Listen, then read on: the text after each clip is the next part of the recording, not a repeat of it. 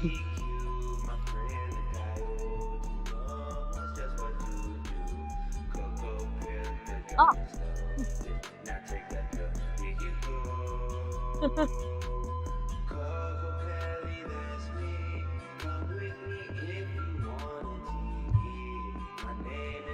Nope, that's too high. Okay, that's fine.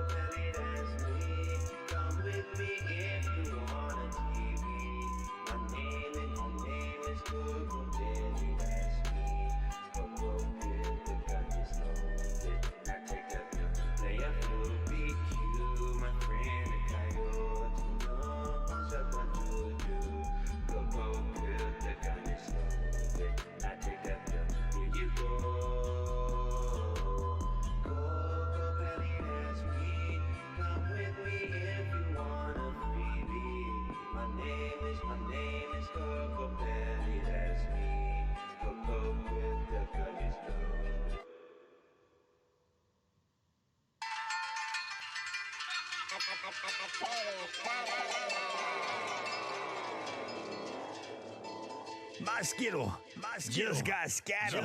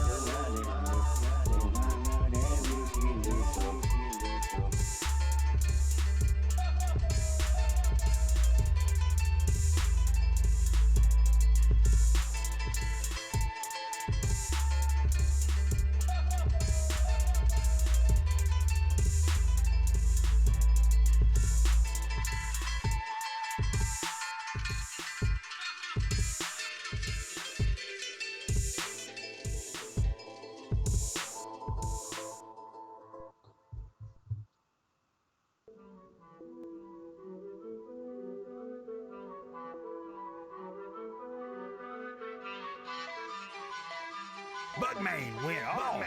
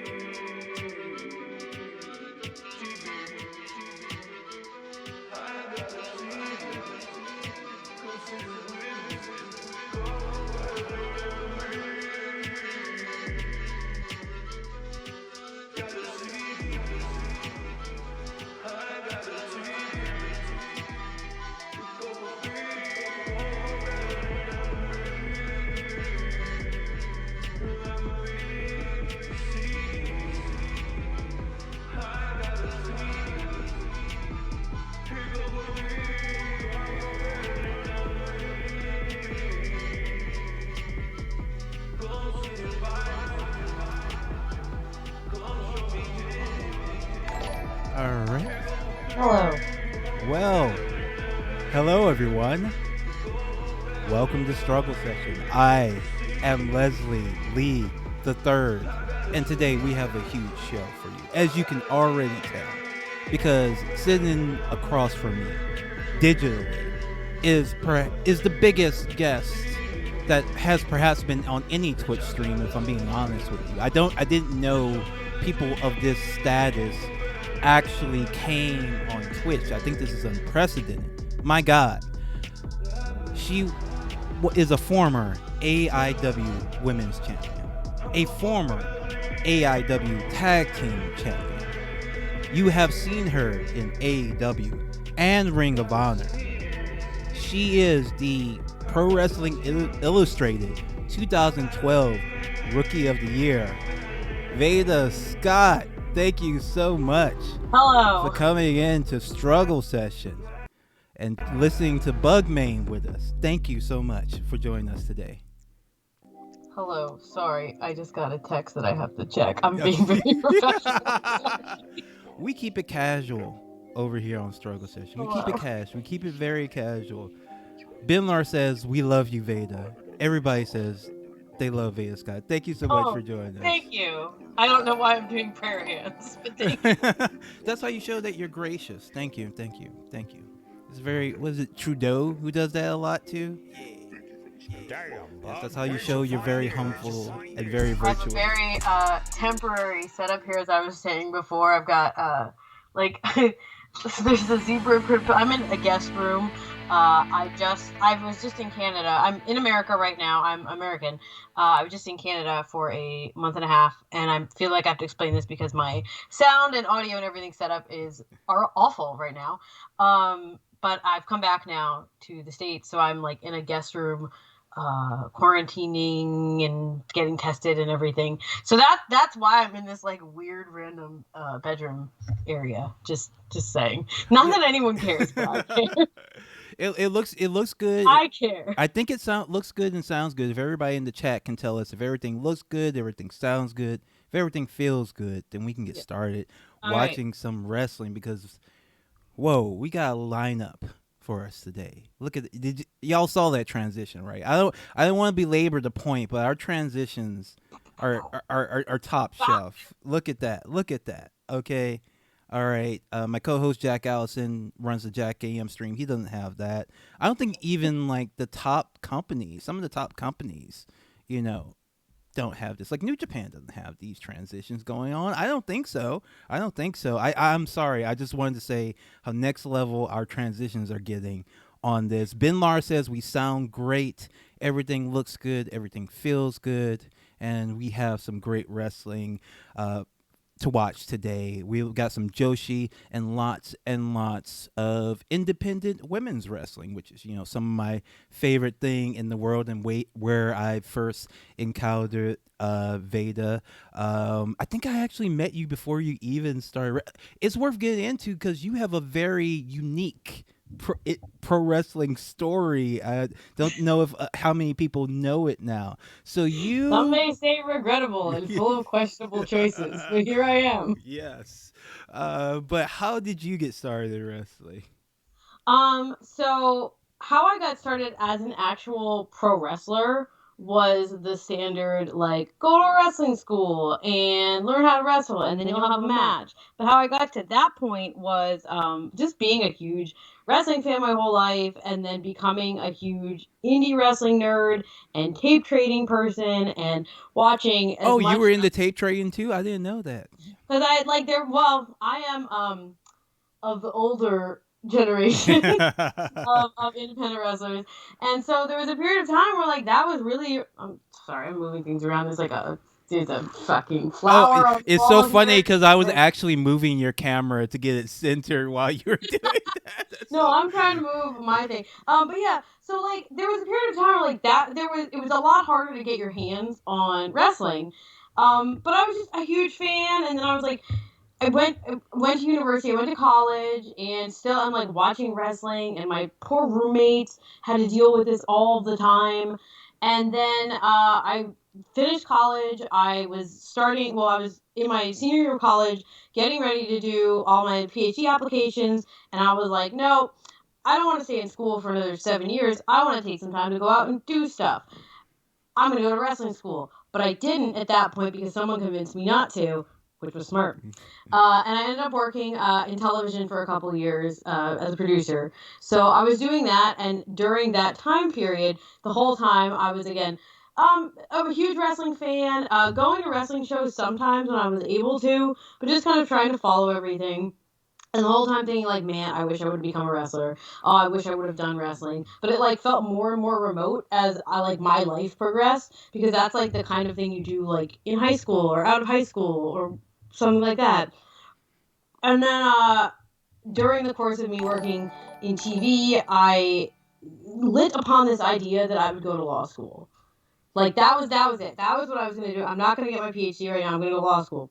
So I did. I got ready to go to law school, and then during my first year of law school, which I went to law school in Philadelphia, which is if people probably don't know this, but Philadelphia is a hubbub for a hub for wrestling. And it has been in America for a long time, especially for independent wrestling. Philadelphia and the East Coast in general at this time was like a very, very much a hotbed. So Philadelphia, parts of New Jersey. So when I was in Philadelphia for school, there were a number of wrestling schools, which is how you become a pro wrestler.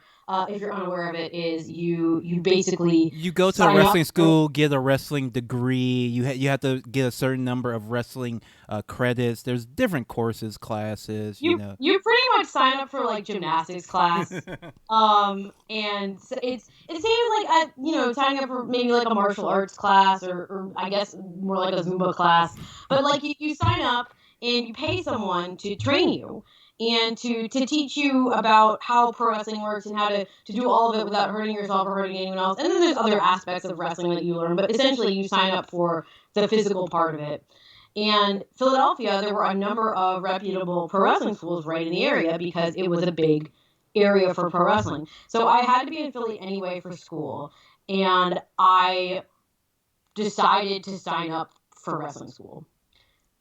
With the thought being that I would take some classes, see if I could do it. And my only goal that I had was that, like, someday I want to have a match. And I knew that it would take me at least like 6 months worth of learning to get to that point. And that was my goal. I was going to have a match. And it's now almost 10 years later. And I'm still doing this for some reason. But yeah, how I became a pro wrestler was like doing everything I could in my power to not be a pro wrestler. And I still ended up here. Still ended up here. I have to say, I'm happy you did end up here because I really enjoy your wrestling. I have, for a while now, and we're gonna watch some good matches that you are in, and also, some of your, I think, a couple of your trainers, and certainly your colleagues and rivals as well. So let me get our card up today. So first up, we have, of course, we're starting off with some classic Joshi. We have Manami Toyota and Aja Kong versus Bull Nakano and Kyoko Inoue. Now you worked for you were with Chikara while they were doing Joshi Mania, and they brought in Toyota and Kong. So I wasn't with them at the time. I was kind of just around. I was training at the time. So I was just hanging, like helping out at the shows if I could be, and really excited for everyone who got me involved, but really just like wanted to watch everything myself. And it was I was able to go to the Philadelphia show, and I was in New York. But yeah, so I was able to be around for that. Which was huge, like mind-blowing to me completely. Like it still is. Oh yeah, I think back, I'm like, wow, I wish I could go back to that time when I was in New York watching like 15 Joshi fly over and put on a good show. Alas. alas. But shout outs to the people who are following Into the Streets, Genji Beats, Days09. Thank you so much for the subscription. Big Time Garbage, thank you so much for the follow. Thank you everyone for the follows, the subscriptions, the bits, the donations. We are still doing our PS5. Oh, they're saying we have an echo. Okay. The echo should be gone now. Sorry about that. Yeah, I don't know why that happened. That should not have activated. But yeah, so thank you so much for everyone who's donating. This is our lineup for the day. After that, we have Sarah Del Rey versus Kana, and then a match with you, VEDA Scott versus Jordan Grace. Jordan Grace, one of the top stars today, and you go toe to toe with her at Beyond Wrestling. And I'm not gonna say who comes out on top yet, but I'm just saying, Jordan Grace is doing some big things out here, and there's a wrestler I think is doing similar things that maybe people might want to take a look at. I'm just saying. All right, next we have Kana versus Cheerleader Melissa at Shimmer, Haley Hatred versus Jenny Rose at AIW, and then finally VEDA Scott versus Sumie Sakai at Ring of Honor for during the Women of Honor. What was it? It wasn't. I don't think it was a tournament. Actually, it wasn't a tournament. No, so we can get into this more later. So Ring of Honor has gone through like several incarnations of a women's division or attempts at a women's division or whatever, however you want to put it, based just on like who was there and who was present. So this was one when I was with the company. I was working as a manager at the time there, and they decided to do another like go at women's wrestling. So this I believe was like the second or third match that they did in this sort of like new Women of Honor division. It's in Syracuse, New York, I believe. But yeah, so this was like in that like new Women of Honor reboot. That particular this happened a bunch of times. Yeah, it's not. yeah. It's just like we're gonna try again. I think this was 2.0 or maybe 3.0. Yeah. All right, and so let's get in to the wrestling. Look at that transition, and here we go with Aja Kong talking some smack. But wait, she's next to Manami Toyota. Actually, I think that started early. Let me see. Because it's very strange to see Manami Toyota and Aja Khan side by side, standing next to each other. They're usually trying to murder each other. So this is kind of an interesting match.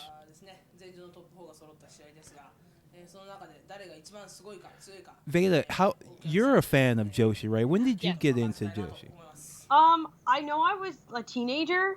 Because there were like just tons of like comps that were floating around, and I know that's how I got into it. But I was watching stuff that was like way older than the time that I was watching it. So I was, for example, like watching stuff from like 1994 because those were what was on. That was what was on the comps. And then like as things got more accessible, you like learned that like what was happening more currently. And then as the internet got easier to navigate as a wrestling fan and more became available, you got like more in tune with what was more current and like, oh, it's still really cool and good. And you don't have to just watch everything that's old, but everything that's old is still somehow great and better. Yes, I really, I love classic Joshi so much. We watch it every week. The reason I started this stream is to force myself to get back into watching wrestling on a regular basis. Yeah. Now this is work, actually. Bull Nakano, the legend. These are four of the all-time greats. I think this is. I mean, if you're talking about Joshi top 10, I think you have to put all four in it. Yeah, and I mean, if you want to just like kind of show someone greatest hits sort of matches, these are on the list.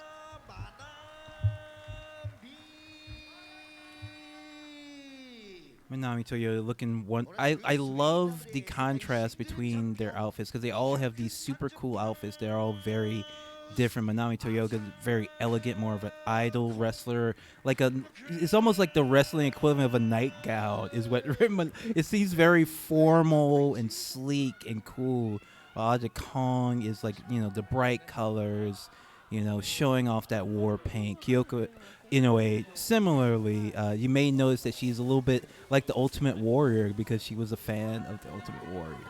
But I But what think okay. I was gonna say about costumes, like it wasn't until I was in Japan myself and actually like seeing people get their costumes made and meeting with gear makers and saw like how intricate and expensive the costumes are in Joshi Pro Wrestling. I like so these maybe so you saw a little bit with the entrance coats that they were wearing, like how obviously they're very complex and very involved. These maybe these the wrestling attire that they're wearing is maybe not as complicated, but if you look now today and look at see for example like some of what people wear in Stardom, that you can just see this is like it's thousands of dollars worth of gear in one Yeah. outfit. And oftentimes someone may only change their gear, once a year, and it's a big deal. Like it's like, oh, it's like an upgraded version. And it's the complexity of like, if you actually like look at the work that's put into the costume and like the layers and how well made it is, it's way better made than any clothing I've ever owned in my life or could dream to own. I'm sorry, I'm talking through all of this, and things have fallen apart already, as they Yes, usually do. they jumped straight outside the ring, and it's so strange because the pairings here, because you usually have Bull Nakano and Aja are usually the bad guys, the ones taken outside the ring, and Manami and Kyoko are the ones who keep it a little bit cleaner, but the teams are mixed and they just all devolved into their worst selves immediately. And I think this is also something that sometimes surprises people. Sometimes surprises people when you show it to them today that aren't maybe aware that like women wrestled like this Oh all the yeah. time. Every match, like the Oh, level of let's get a replay of that amazing lariat. Oh my god. just like a casual inside out bump on lariat that's a minute into the match. But like sometimes when you show people these matches and you explain that like no, these women performed like this level of physicality all the time. And this is not like this is not what you call like quote unquote like modern wrestling. No, this has been happening. You are just unaware of it. And Yeah. like I think that's the easiest way to kind of make someone a fan is to just sort of like just show them a match and be like, do you understand that this level of athleticism and physicality was happening on the reg? Yeah, and this is 1994, but you could see matches from this from like the cutie pair in like beauty pair, excuse me, in like 1979. Like this is like Joshi has been killing it for decades and decades. It's a shame that more people don't talk about this history of women's wrestling. I feel like it's been erased and rewritten at times, but we're gonna do what we can to undo it and Well, look back at that pile driver. and like you'll see things that like I mean obviously I love wrestling today. I do it today. But like you'll see things that are like gift as this like huge bump, huge spot, huge like stunt that happens on a show, and then it's like if you would go back and look, that's just like a casual moment in a match. Yes. Like because the level of physicality was just insane. And athleticism, and it just I don't know. I just think that there's a certain lack of awareness that I people always want to, and again I'm just like talking over the match, but people always kind of want to put over like the good old days or when men were men, and like the matches most of the time when they're showing it's like these like white dudes kind of like clubbering at each other, and it sucks and it's boring. And like you look at the same time period in Joshi Pro Wrestling and what these women are doing, and it's exciting and it's exhilarating and it's insanely athletic, and it's like how on earth can you tell me that this was good and this like you don't even know anything about? Yeah. I don't know. Like no, don't go back and watch. Are you going to be wrestling in Tennessee in 1995? You're not. So you don't need to like. You can watch this for entertainment, I guess, but there's nothing. Not the value is not the same. I don't know. That's just my rant. I feel that rant. I've heard similar rants before, and we 100% endorse that rant from a pro wrestler. Not often you can say that. Usually, when a pro wrestler is ranting, you know it may get into edgy talk, but we 100% endorse a hard line on Joshi. Joshi is the best. Fred And that's Durst. Fred Durst official is in the chat. Fred Durst, the actual Fred Durst. Wow. He says Bull I is so didn't know. amazing. Well, thank you. See, the stars are out tonight. The stars are out tonight. We have VEDA SCOTT. We have Fred Durst. I'm actually going to be, you may find this is exciting, VEDA. I am going to be on a stream tomorrow afternoon with the lead singer of Eve 6. Okay, You so know, that actually. So what's the deal with not to take away from the wrestling? We're still watching wrestling, but so like what happened there? He got on Twitter and was like being very entertaining on Twitter. Is that why this came back into the news? yeah, recently? he's like right. So for people who don't know, for people under a certain age, Eve 6 had a big one-hit wonder. You probably heard it in a teen movie at some point. It's the song about throwing your heart, want to throw my tender heart in the blender. Beautiful Oblivion.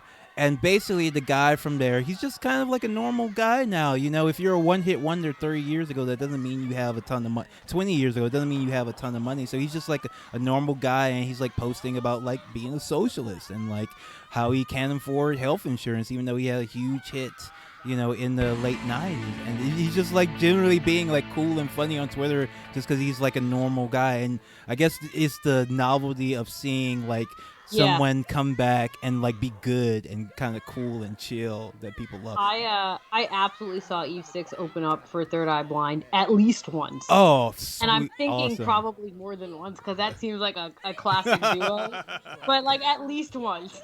I saw Eve 6 play at, apologies to Manami Toyota that we're talking about. Sorry. Eve 6, but I did see Eve 6 play at my college, but it was like in like the theater, like with the seats and stuff, and so it was very, very weird. Okay, so let's pause for a second here. Like, this is fucking awesome. Yeah. And I don't understand how you can see this and not be like, wow, this is way better than what I was watching. And I rarely say that about anything else. Like, I would say, like, it's 90s Joshi Pro Wrestling is the only thing where I'll just be like, no, the old stuff is great. Yeah. Yes. Like, it's rare in any form of, like, entertainment or media that I will, like, pull a hard line on that at all. But, like, no, this is what you should be watching. Yeah, I think it's Joshi. I also think anime. I have to say anime was better in this era. I'm not a huge anime person, but I've heard that too, and I can understand that would like definitely be a perspective. Into the Streets, thank you so much for the sub. Really appreciate it. Oh, and you gifted subs too. Oh, thank you so much. Thank you so much for checking out the stream. Thank you so much for supporting. And speaking of support, if anybody wants to support VEDA and her work, where can they find you? Sure. I have a Patreon now. It's new. It's about a month old. It's under VEDA SCOTT, or it's VEDA Time is the Patreon name. I was a hold off on it for a long time because I don't know. I have a lot of anxiety over like interacting with people, and I was like afraid that I wouldn't be able to like keep up with what I needed to keep up with in terms of like being interactive and creative. And it's on there. It is.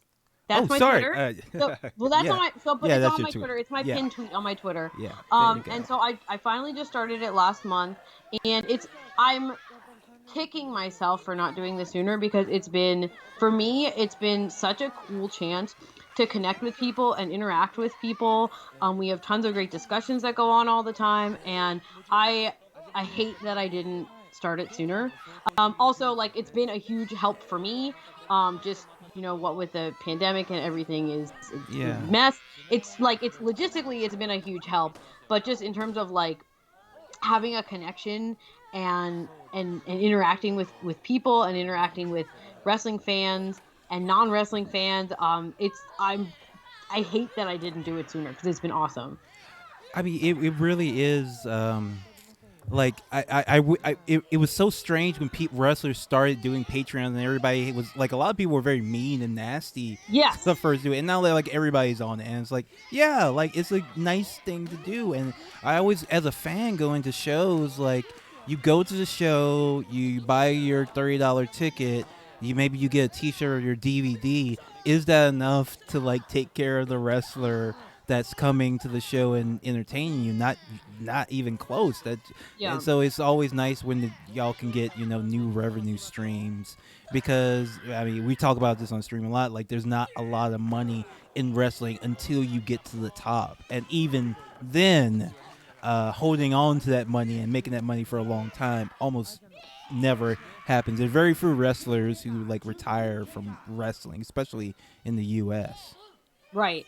Well, and I think too, especially as an independent pro wrestler, like you constantly need to just be generating, like you said, generating eyes on you, generating content, and that's especially difficult when there's not really shows or anything happening.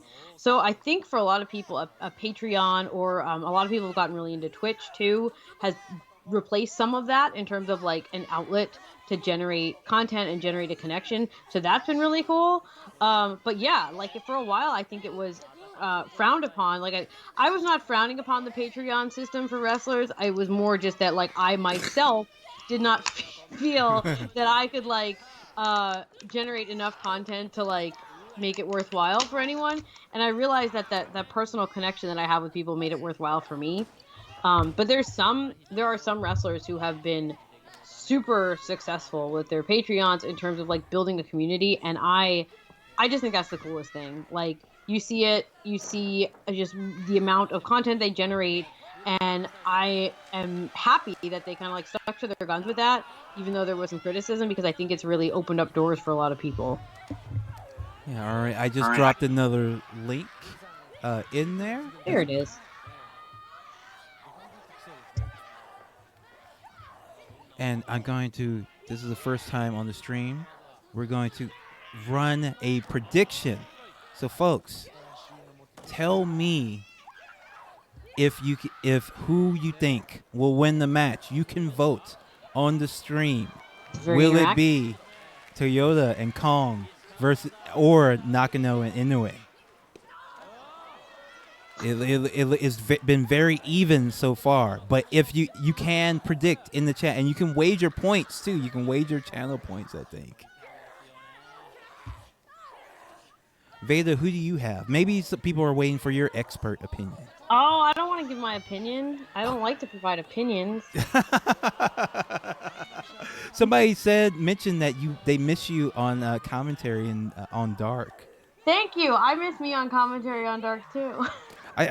You were really great. You're a really great commentator. I messaged you like when I saw you just random. I was like watching AEW, just watching AEW. I was like, oh, that's Veda. And it's like, yeah. Oh, that's cool. And like, oh, she's actually really, really, really good too. Thank you. I got a lot of messages from like people I went to high school with and things like that who I've kept in no contact with, but who, because it was like on TV, I did a match for Dynamite where like I guess watch wrestling on TV, which as a person who needs wrestling on TV to be successful, didn't realize that like people watch wrestling on TV still, and they do. Coolin, thank you so much for the follow. We are here with VEDA SCOTT watching Toyota and Kong versus Nakano and Inoue. No, we didn't mix those names up. We have a mixed pair of a heel and a face. It's still going. It's going strong. If you think you know who's going to win, why don't you put your money where your mouth is? Make a prediction. Right now, for the last few minutes, Bull has been dominating this. But Veda, if you don't mind, I feel like a fool trying to provide commentary when I'm sitting here with one of the top commentators in the world. See, but the thing about commentary for me is very often when I'm calling a match and I'm focused on doing that, I'm not actually like watching the match for enjoyment purposes. This makes it very hard for me to commentate a match that I would like to watch and enjoy. And I find that happens a lot. Is that like because I've done commentary for AEW, but I've done it quite a bit on the independents. I've done it for Shimmer, and like there'll be moments where like I'll wrestle the first match for Shimmer and then I'll call the rest of the show, and like whatever the main event is like a match that I really really want to sit and watch and enjoy, and I like already know that I'm gonna have to go back and watch it again, or I'll be at some like indie show and I'll know that I have to go back and did you think of something that they did in the match? And I'll be like, it was fine, I guess. I don't remember because I have to like kind of very much be like in the moment of what I'm doing. And so it's always like a bummer when there's a match I really, really, really want to watch and enjoy, and I'm like forced to work during it. I see, like you because you I mean that's just a passion for pro wrestling that you still have after all these years. That's like cool. Like I know a lot of wrestlers been in a while and then they like don't want to watch wrestling ever. They don't get into it Yeah. anymore. I mean, to me, so part of it is like I was a huge wrestling fan before I became a wrestler. I'm still a huge wrestling fan. I still watch all the wrestling that I can because so like as a pro wrestler, like obviously I'm not really wrestling right now because of like the pandemic, etc. But you're doing something that is very dangerous and very physically taxing, and like why would you do this thing if you don't enjoy the art form that you're doing? And And speaking like of art, look at that stretch that Kyoko has on Manami. Toyo, sorry for the interruption. no, that's fine. Look, I love this match. Kyoko and Manami. For people I who mean, don't know, I'm hoping that we go far enough in the stream that people will have forgotten about this match by the time we get to like my match because oh come I on, come like on. if you're watching this and you're not like you have to understand like this is the best. Yes, this is the best. We did start off with the best of the This is the best at best. first. It may have been a mistake, but I was thinking like I just wanted to get people into it, get them in, and plus, I think we have more personal stories to talk about Yeah. during the later matches. So this one we can just kind of get warmed up on, but because it's already so good. And this is the best, but it's not even the best. Like this is Yeah. like a fairly like by the numbers like formulaic tag match, even though the teams are kind of switched around. But like this isn't even like the best. Yeah. This is just sort of run of the mill the best. Yeah, Which is Ben kind Lar. of crazy. Yeah, Ben Lar. Thank you so much for gifting those subs out. Gifted 2 tier 1 subs. Thank you so much for everyone who's given the subs. We're gonna be doing this every weekend. We're gonna be doing movie streams as well, some midnight movies. So we're gonna try to give you that money's worth for the sub. If you want to donate. To the PS5 and Demon Souls Fund, you can. I am very sorry I wasn't able to get the meter up. We're at about 75% of our way there. Sorry I was not able to get the meter up, but we'll have it next week. And let me check out some of these comments. People are loving this match. They've been commentating on the match, even though we haven't. But they like our us just I've been talk about reading the random shit. comments. Yeah, intense swing. Yes, absolutely. The audience does appreciate the moves into the street, says, and they seem to hold the impressive moves for longer to get applause. Great pacing in Joshi is non-stop, but also everything kind of matters and works. Ben Lar says, I fully believe they're beating the shit out of one another, literally no holds barred.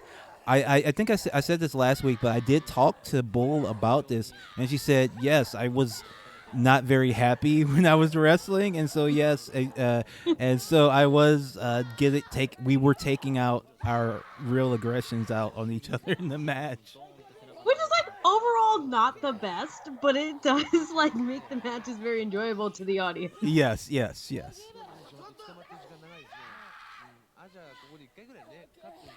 This match, Bull just stretching out Manami, turn her into a pretzel, basically.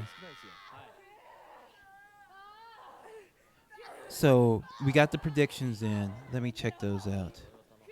I don't know if they tell me who bet what. Somebody said they were going all in. So I don't want anybody to get into channel point debt over this match because we have more matches to bet on. I forgot. I should have mentioned that we're going to bet on all the matches. So you want to save a little bit of your money. I hope you didn't come all in. Whoa, 99% voted for Nakano and Inoue. 1% on Toyota and Kong. But Kong with this big, what do you call that, Canadian backbreaker into the corner. Let's see if we can get the replay of that. And then we get the drop kick in the corner. And then the rush from Aja Kong onto Bull. I love Joshi. I love Joshi so much. I think it also sometimes will surprise people to find out that Aja Kong is still wrestling today because she is. She was just wrestling last weekend. I think a lot of people like don't follow things close would not realize that. Yes, she is. Yeah, and also she's like still very very good. Yeah. I think if you actually like got out of my microscope and looked at everyone's career in wrestling and compared who was who was good for the longest period of time, I don't know anybody else who could beat Aja Kong. She has been like at the top of her game for almost 30 years. As you can see, she's still good. She's still a main event wrestler after all these years. She It's, absolutely still has like the same presence about her, like be it if you're actually like in the room with her or just watching her, like it still is that like you said, that main event like incredible presence, which I think is also very admirable. But yeah, no, she is still actively wrestling. She's wrestling a week ago. yeah, I mean, amazing people. Fred Durst asked in the chat, outside of Stardom, what other current Joshi is worth watching? I'm out of the loop. Sadly, Toki I'm. Joshi. Watch Toki Joshi, absolutely. Yeah. I just signed up for them. I'm signed up for Stardom. Shoutouts to Sunny. There's also who else has an easy stream to watch? Wave used to have a stream, Wave and used to have a stream, yes. they cut it off for some reason. And for my money at the time, Wave was probably the best in-ring product while I was living in Japan. Show to show, it was the best wrestling that I Yeah, saw.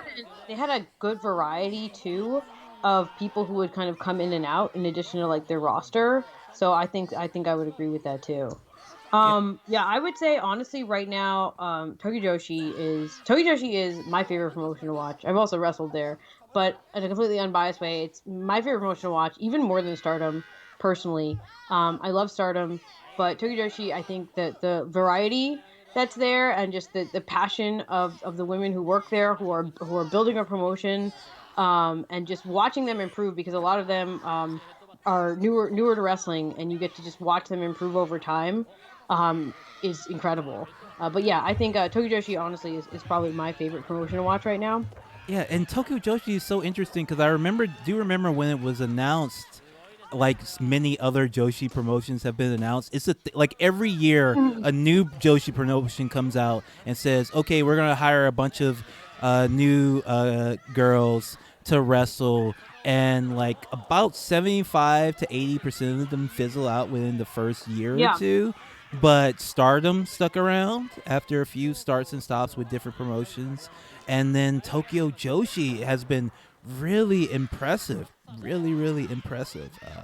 These Well, and to like me, I'm Toki Joshi, surprised. and obviously it has a DDT connection too, which I think is helpful in terms of like longevity and just in getting people's eyes on it.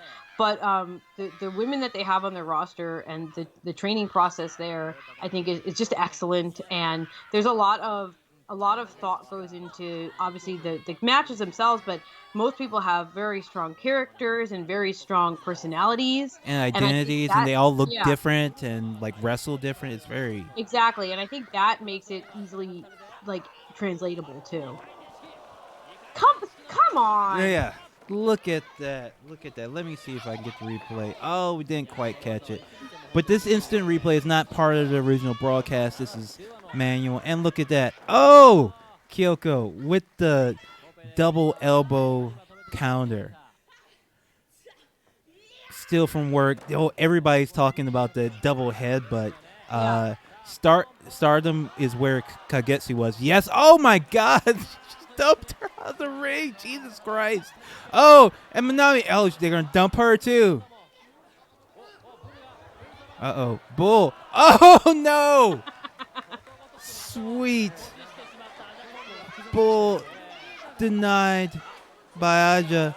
And then Manami queuing up what she's gonna pull out here. Look at that. Beautiful. Beautiful moonsault from the top to the outside. Things are picking up here, folks. This is Joshi. This is Joshi Tag Team Wrestling.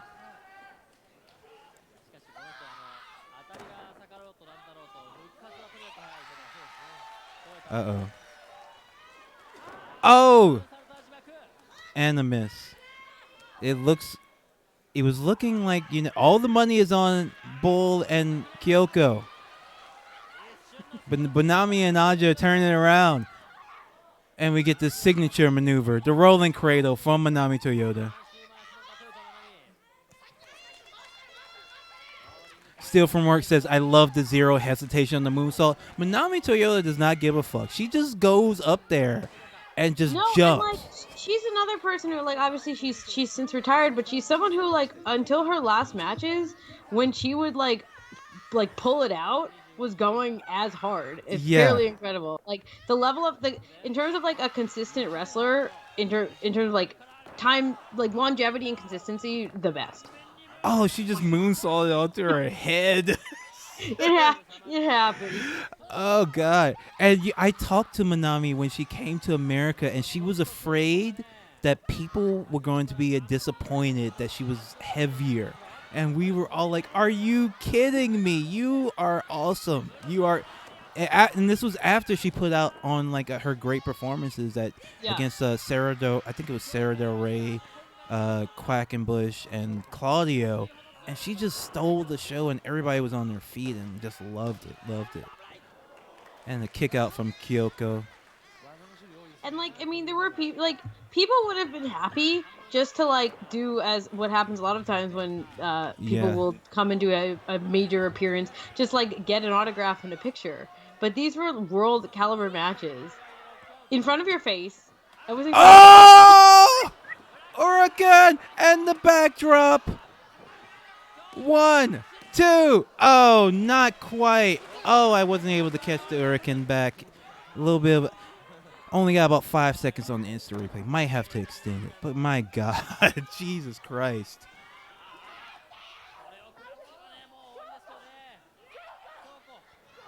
Billy Mumphrey says, Veda go off. Veda go off. Oh! Look at that jumping Frankensteiner.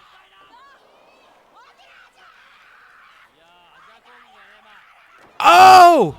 Sick lariat by Kyoko. Absolutely devastating. Oh, and she's breaking out the nunchucks. Now, Veda, you're in a match. Your opponent breaks out the nunchucks. What do? Well, or are you the one with the nunchucks? Honestly, it depends who you like. At this point, it's to be expected. The can has not come. It's up on the ring post, but I don't think it's actually coming to play for Aja at this point either. But I was just about to say something, and then I got, like, taken away by the match. Oh, and look at that! Look at that springboard dive from Manami Toyota. And I think honestly, as a fan and as a wrestler, my favorite thing about matches of this era is that, like, not everything is perfect. That everything, like, has an aggression to it and a passion and an intensity behind it. That, like, it's not always. Oh my God! Oh my God! Oh my God! But she does not get the 2 with that.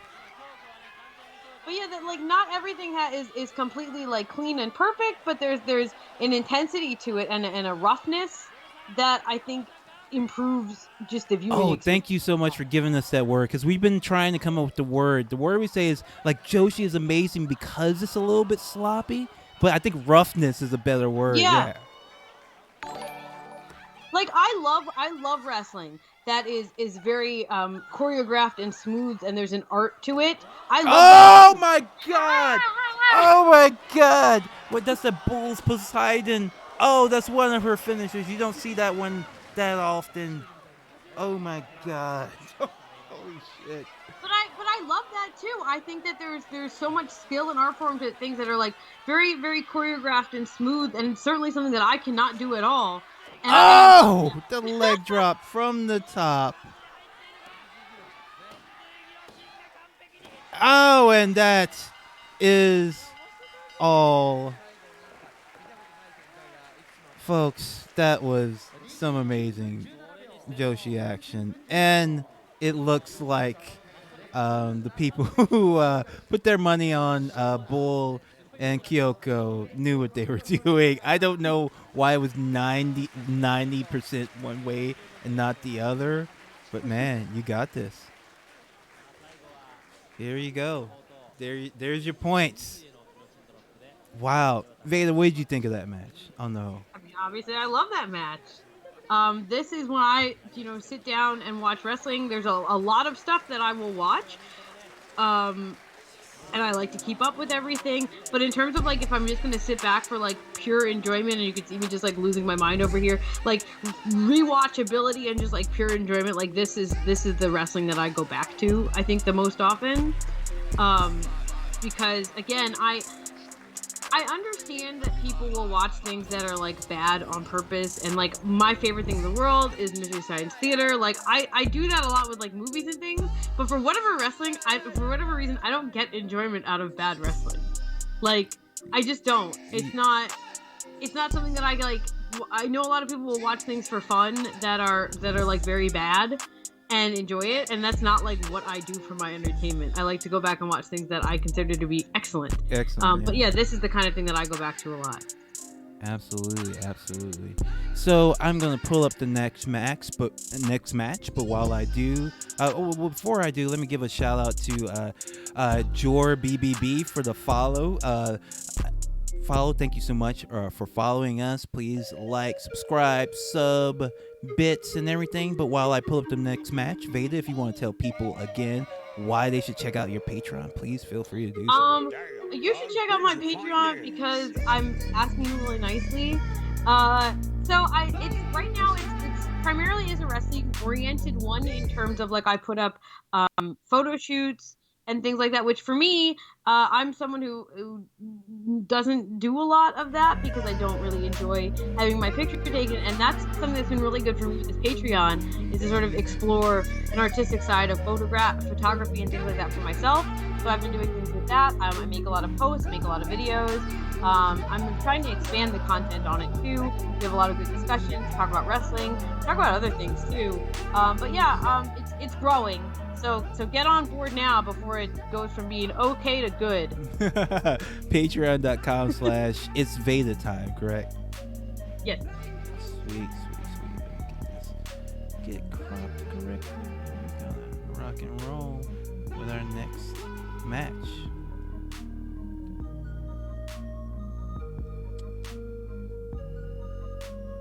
Sorry for doing this on stream, folks. Just had a little bit of a weird thing happen. We're doing this live, like pro wrestling. Veda, what do you do when you have a mistake happen in pro wrestling? When something goes wrong, what do you have to do? You hope that nobody got hurt, and you just keep on going. Absolutely. Eli, thank you so much for the sub, and we are gonna get going on our next match. This is Kana versus the legendary Sarah Del Rey. You know Kana as Asuka in WWE. Sarah Del Rey is is she still like a trainer in WWE, I believe. I believe so. And did you spend any time training with Sarah Del Rey? We did it 8 years ago in Kingsport, Tennessee. And that first thing is tied directly to this second See the Joker more than 5 times in movie of theaters. women's wrestling at the highest level is due in large part to one woman's. And sorry, folks, I think Veda is frozen a little bit. Veda, I think we lost you for a little bit there. I'm dead. Yeah, and then once I started wrestling, she was signed not much long after that. Oh, sorry, we didn't hear your answer. You were frozen a little bit. Oh, sorry.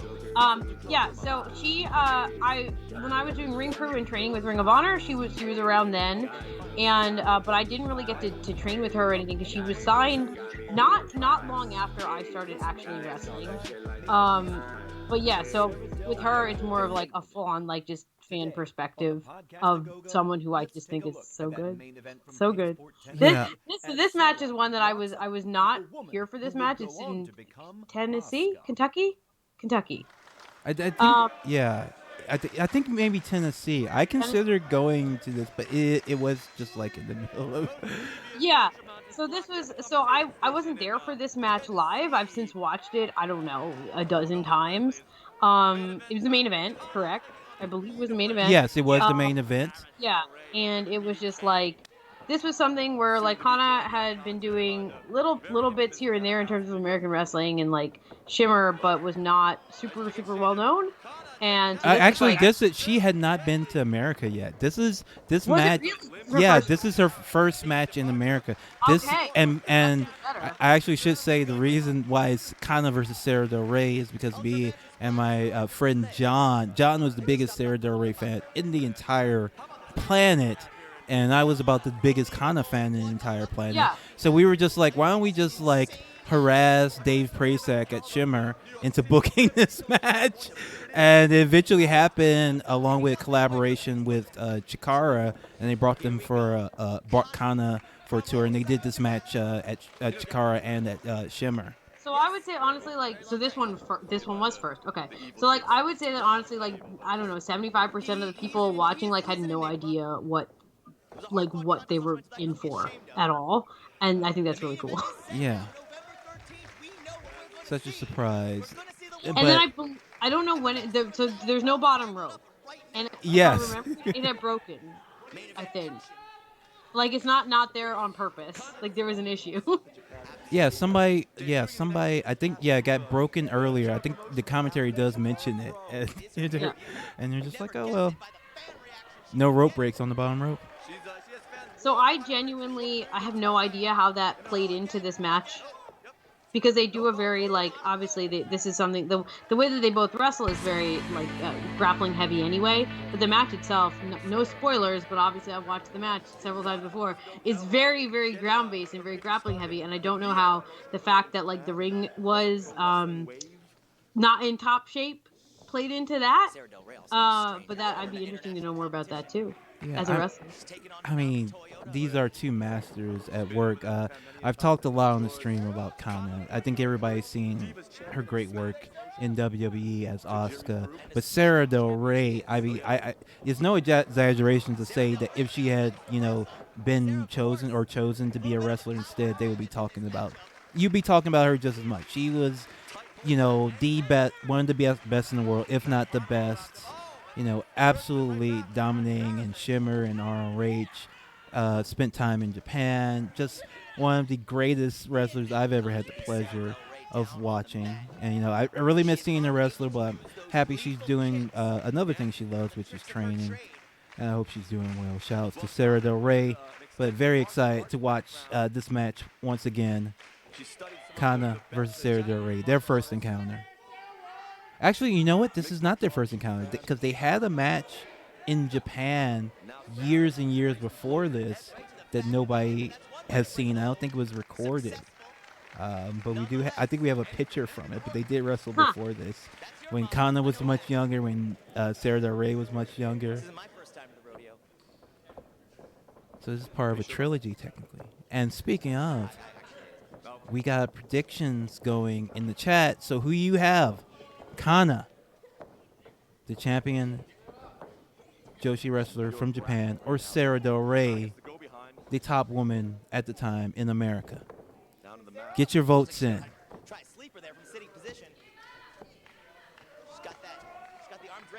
We got now famous television referee Bryce Remsburg. Oh also. Yes, I forget. It would be. I apologize to Bryce for not mentioning the fact that his career has taken off since this match.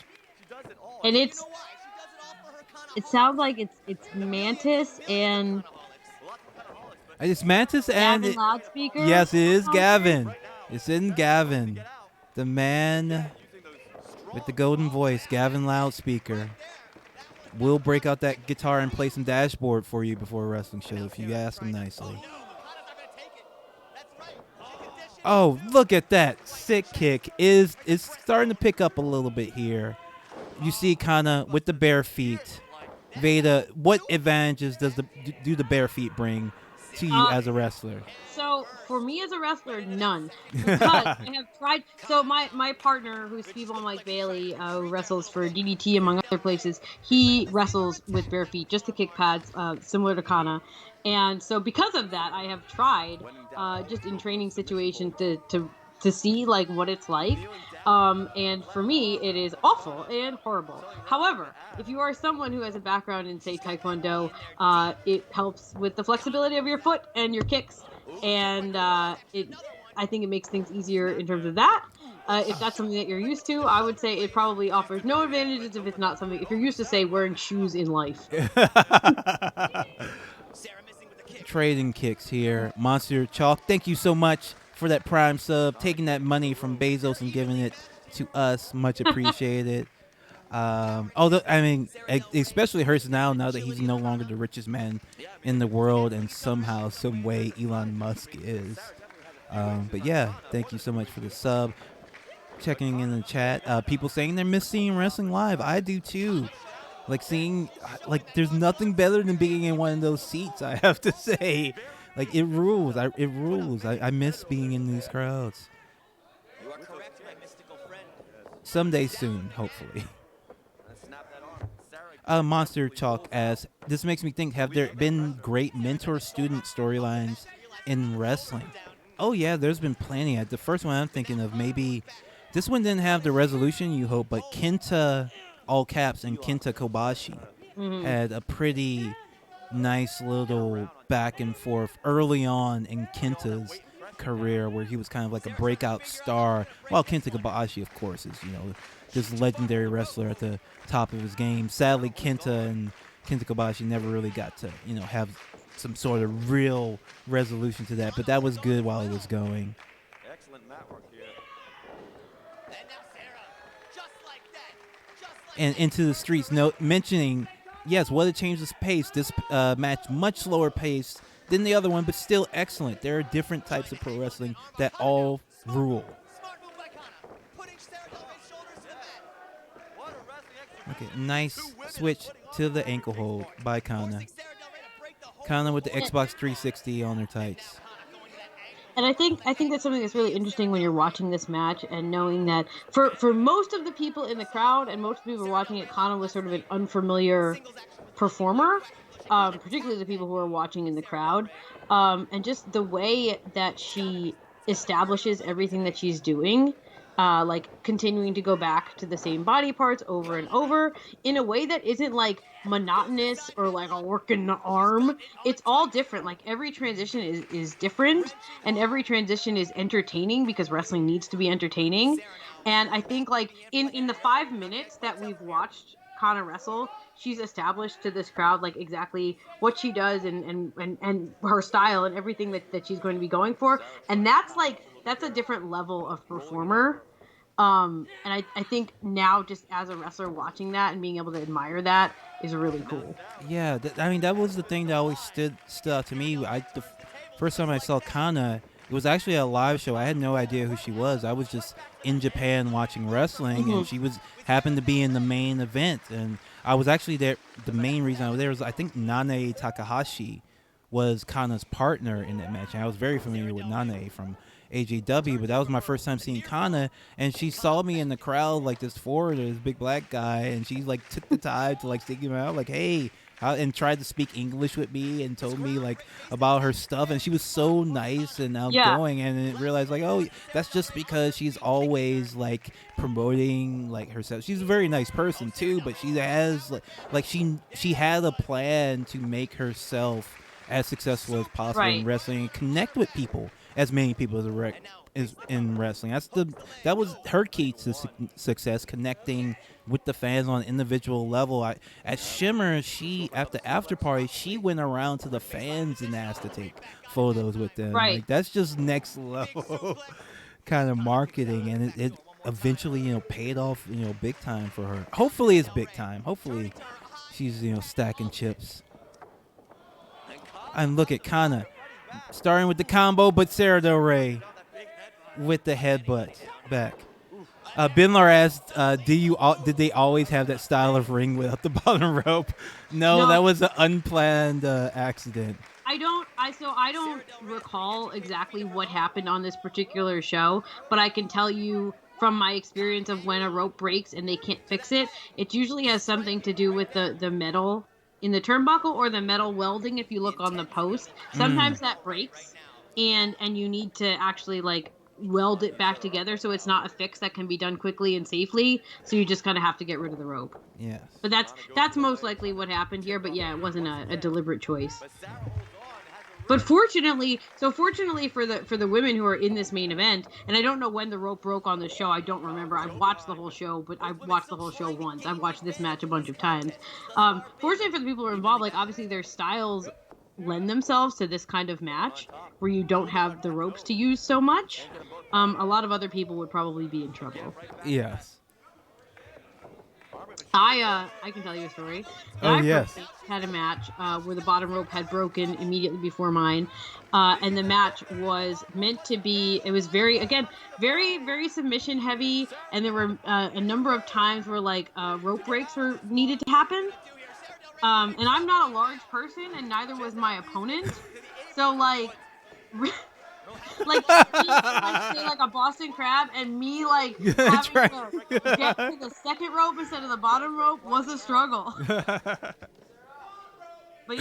that's exactly what happened in that instance. Was a weld had broken, and probably is what happened here. Ah! Look at these kicks straight to the chest. You've been on the receiving end of kicks like that. Not necessarily. You haven't been on the receiving end from Kana or Sarah Del Rey. Sarah Del Rey, yes, but I've never wrestled Kana. What is it like to be kicked by Sarah Del Rey? Awful but exhilarating, and I think that that's the reaction that I have when I'm in a situation like that, like with someone whose kicks are very intense. Is that like it's painful, but it also really like it's like a drug. It like fires you up, and I think that some people have that reaction, adrenaline-wise, to pro wrestling. Yeah. That's why pro wrestlers are special. Oh! The back skin. Love that back kick. Oh! Rolling capo kick. Rolling capo kick. That's a signature. She's put people down with that. But look at Sarah. Sarah's holding on to that left knee. Holding on to that left knee. She's Awesome. And you see how appreciative the crowd is. Again, all these people, they're seeing Kana for the first time. 99%. And then also watching people kind of warm up to this as they watch, because again, like you said, they're seeing Kana for the first time. It's a main event that is very grappling heavy and ground based, which I think for sometimes is not as exciting to people. And just watching the crowd like kind of warm up to it in appreciation and then get super into it, I think that's really really cool to see, and a testament to the wrestlers. Yeah, I should mention that Chikara, for people who aren't familiar, is not a Joshi promotion or a women's focus promotion. This was, I believe, their first main event featuring 2 women. So that even adds like another level of it. Just sick axe kick, sick axe kick, instant replay. Look at that, but she was not able to put the Kana down quite yet. We got a little bit more ways to go. Let me see what the bets were.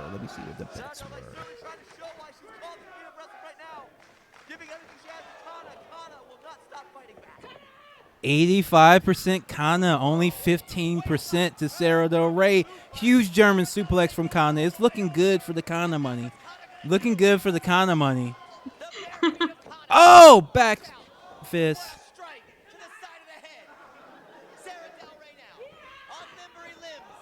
Rolling elbow. Oh, and that sliding kick from Kana. Y'all have seen that before on this stream. And it looks like it's time for Kana to put into this, but no. Look at that. Look at that sweet transition into the yes lock.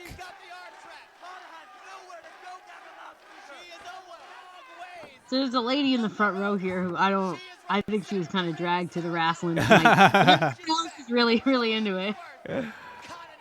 Oh, JORBBB says they've never watched wrestling, but this rules. And thank you so much for checking it out. Thank you so much for checking out Struggle Session. We are here with VEDA Scott. It's VEDA time on Twitter and Patreon. Please check her out. This match is great. We were watching Kana versus Sarah Del Rey. Bryce Rinsberg as the referee. And this is the kind of match that you can show anyone and they'll understand that it's good. Because it's a real struggle that you can understand what's happening. I'm not getting into the like it looks fake or doesn't look fake debate, but if that's a concern for you, none of this looks quote unquote fake. Yeah. But it's a real struggle and it's a real story, and you can see the skill that's involved at every moment, but also the physicality. So I think this kind of match is like such a good introduction to people if you want to show them pro wrestling. And if that move looked familiar to you that Sarah Del Rey did, that I believe they eventually called it the yes lock. I forget the technical name for it, but she is a close friend of Daniel Bryan, also known as Bryan Danielson. They have done a lot of the same moves. They have used the same entrance music before. So you will see, if you're a fan of Daniel Bryan, Bryan Danielson, you owe it to yourself to do a YouTube deep dive into Sarah Del Rey.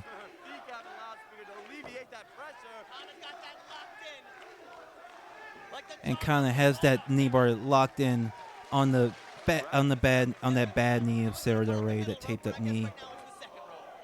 Sarah Del Rey did a series of She kicked her kick pad off and then kicked her in the head again. Oh my God. If you want to call them intergender matches or whatever you'd like to call them, matches against male identifying people, against El Generico, against Eddie Kingston, who's now on AEW. Well, those are worth seeking out. If you're not familiar with the work of Sarah Del Rey, but you're enjoying this, like those are obviously worth seeking out. Basically, and look at this Kimura lock. Look at this tight on Sarah Del Rey. In the middle of the ring. Like the crowd is on their feet for the most part. Which Yeah, is they're begging Sarah not to tap. Sarah Del Rey was a hometown hero in this match. Kana is a new challenger, but obviously the fans are appreciating her as well. Sarah Del Rey able to power out of it. Another backspin kick. If you're more familiar with Kana as Asuka, all the way in the background sitting at the table, I believe that is Billie Kay, who was Jessie McKay at this time, who I'm pretty sure was on this tour too. Yes. So she's I think that's her in the background. Ben Lar says Eddie Kingston is their favorite person in AEW. Besides VEDA Scott on commentary, I assume. Look at it. Oh! Butterfly. Royal Butterfly. That is Sarah Del Rey's signature maneuver. Oh! Kana kicks out. I have seen very few people ever kick out of that Royal Butterfly. What is Sarah Del Rey going to do here? Oh, she busted out the pile driver. She only busted out in big matches. 3 count. Bam. 3 count. That is the finish. That is the end of that amazing match. Veda, what did you think? I mean, you've seen it a bunch of times. I love this match. I love both of these wrestlers so much. Like I was saying, Kana is you always hear this, but there's very few people that I think actually apply to that. Like, you watch 10 minutes of her and you're like, oh, that's a star. Like, and has always been that. Whether it's live and in person, whether it's on tape, like, you know that this is someone who is good and important and worth your time as a pro wrestler to watch. And I think that there's just not a lot of people who encapsulate that like level of charisma. So yeah, if you are a fan of Asuka on TV or have seen Asuka on TV, seek out her older stuff. It's all good. It's all worth watching. And then Sarah Del Rey is someone who, if you are a person who watches pro wrestling today, might be completely unfamiliar with, but is definitely worth seeking out. Yeah, I cannot say enough good things. We're gonna watch more Sarah Del Rey in the future. I promise you. We have another Kana match coming up, but right next, thank you to the Chikara YouTube channel for that match. Right now. Oh no. Okay. Right now. So I have to say this. said this to you before. I never rewatch my old matches, like for fun ever. I will watch them for criticism and to like fix things, and I will sometimes have to watch them if I'm like editing things together for a reel or whatever. But I never watch my own matches back for any form of enjoyment. So I'm doing this for you. Oh, thank you. I really We're appreciate. gonna get I through I know a lot of wrestlers do that, and so when I sent you the match listing beforehand, I really 75% expected you to say I don't want to watch my own matches. I'm gonna do it. I'm gonna do it. Oh, that's so Mostly nice. because I love Jordan Grace, and any excuse to watch Jordan Grace matches, even if they're old, I will take. Awesome, awesome. And Jordan Grace is absolutely killing it out there. Hope people are checking out her work. And we have, this match where you are taking her on at Beyond Wrestling. Now, Beyond Wrestling is a sort of unique promotion, and I don't know if they were still doing this at the time, but when they first started, they were doing no fans around, no fans in the audience. It was just the wrestlers around the ring. Yeah, they did a bunch of those. I don't think they really do those anymore. But well, actually, I shouldn't say that. I think a lot of places have sort of like reverted back Yes. to that pandemic time. Yeah. But originally, they were doing no fan shows that were kind of like tapings, and then the wrestlers would watch. So it was sort of like performing for your peers, which is way higher pressure than performing for an audience, I think. Oh, really? Huh. And they got out a lot of people's names and gave exposure to a lot of people that didn't have it otherwise, because they were heavily YouTube and internet focused before a lot of other independent promotions were, and continue to be. I think they've hit like 1 million views or something recently on YouTube. Like, they have an incredible YouTube presence with Beyond. There's also a women's promotion, WWR, that was a subset of that too. But Beyond itself has always had men and women wrestling each other. So this match with Jordan, I want to say, is like 4 or 5 years old. Was on a Beyond show, and we had like a mini feud that also involved some other people. But the show itself would have had an assortment of different matches on. It wasn't a women's show, but Beyond also has sort of like an offshoot women's promotion that I've wrestled for as well. But this is like, I don't know. Like I said, I want to say it's like 4 or 5 years old. It looks, if I'm remembering right, it's in the Aurora in Providence.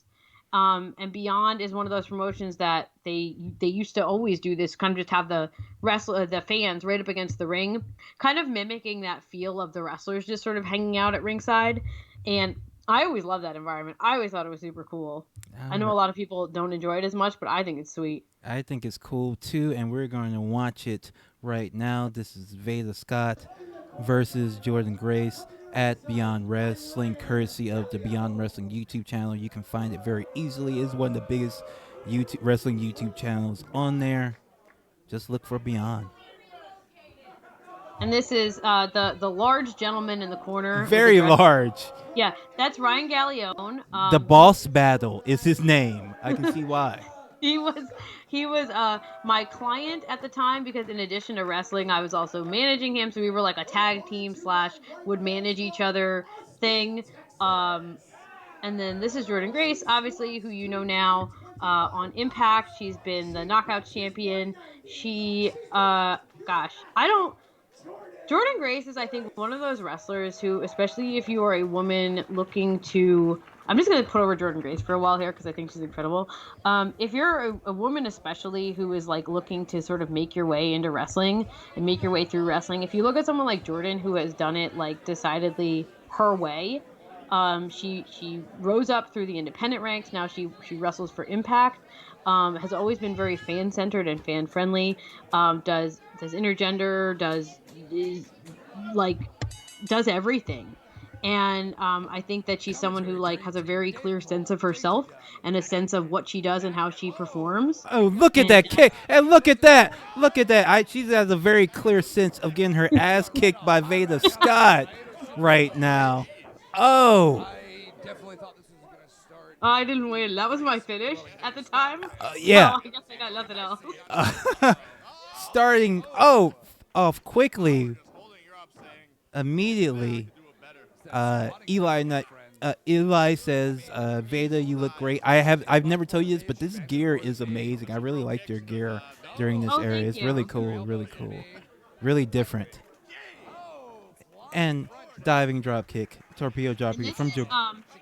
this is when Jordan was sort of like coming on the up too. She had done a lot, but this was like when she was starting to work for more and more like high profile independent promotions. Oh, and the dive onto boss battle.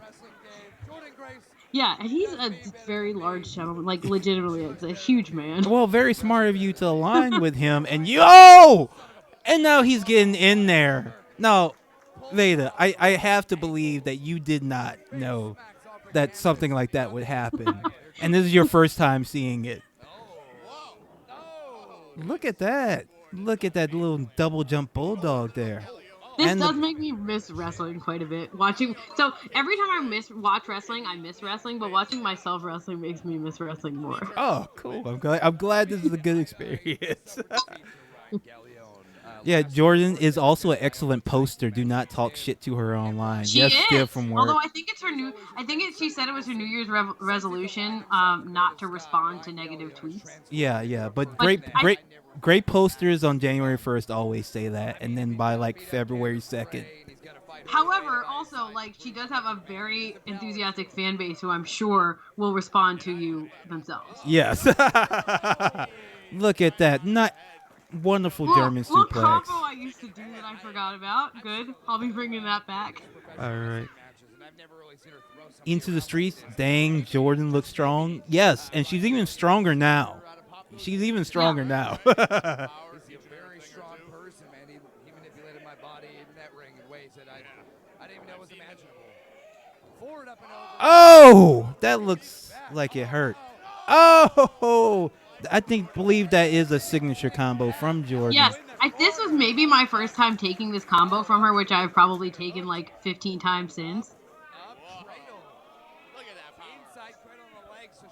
What is it like to just be held by an extremely strong person in the air? And like honestly, she can probably hold that suplex for as long as she wants. What does that feel? What does that feel like for you? You're just in the air with an extremely strong we talk all the time on commentary. You'll hear all those like usual like key lines of like it's very disorienting and the blood rushes to your head, but the truth is it actually does. Nice spear from Veda. And the shining kick, shining enziguri there. But too close to the ropes. I think you got a little bit too eager there. You may have been able to put her down if you had dragged her away. Or if all those fans were in the way of Boss Battle, I think you would have it in So that's the other issue with the fans being that close. Although I do enjoy the fans being that close. The problem is that I do worry that I will land on one of them. It's probably less of a concern for someone who's like me-sized versus like, say, a Ryan Gallagher. Oh my God! Oh my God! Don't do that to people. Oh my God! She just tried to straight up like take you out. Damn. I guess it's good you brought Boss Battle around. Uh-oh. Commentary is saying that that was attempted murder, actually. Yeah, the concrete floor. Oh, rolling capo kick after the distraction from Boss Battle. Then the roll. And look at that. Look at that signature maneuver. The grasp of the tights at the last second before the ref can see it. And Veda takes the match. I'm honestly glad that we watched a Sarah Del Rey match immediately before this, where she also did a rolling capo kick that I then, as an immediate fangirl, stole from her and from Liger, but mostly from Sarah Del Rey. Yeah. But yeah, the reason I do the rolling kick is because I love Sarah Del Rey. Oh, sweet. We're gonna keep rolling here on to our next match, and that is Kana. Actually, going to be Kana versus Cheerleader Melissa.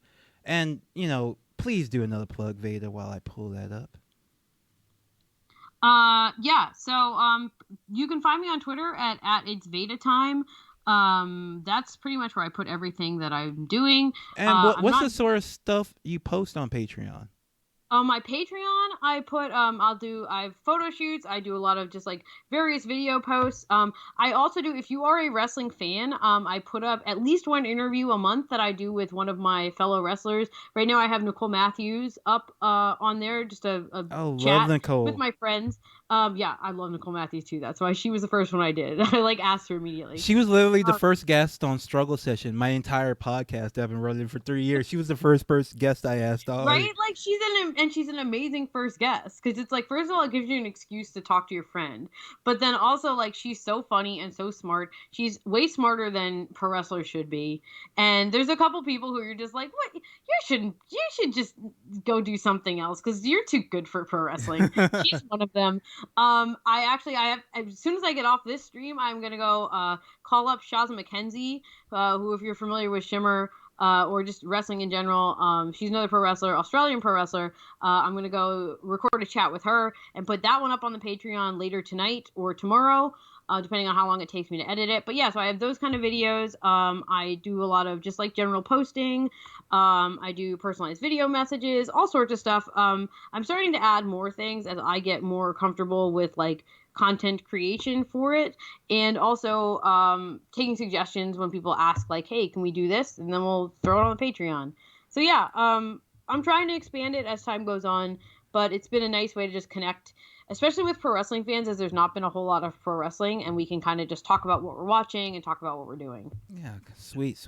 And we have our next matchup, which is going to be from Shimmer, Kana versus Cheerleader Melissa. And you can get your bets in right now.